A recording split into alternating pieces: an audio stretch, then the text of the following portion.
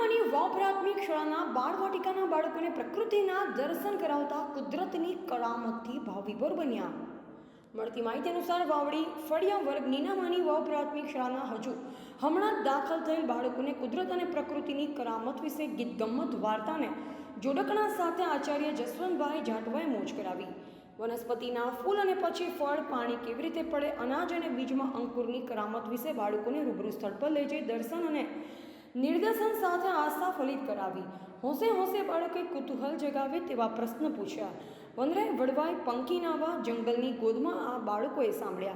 આ માનવ કુદરત સર્જનહાર અને પ્રકૃતિનું એકતાપણું અજબ લાગ્યું. રિપોર્ટર હાર્દિક બારિયા, બોધિક ભારત, લીમખેડા.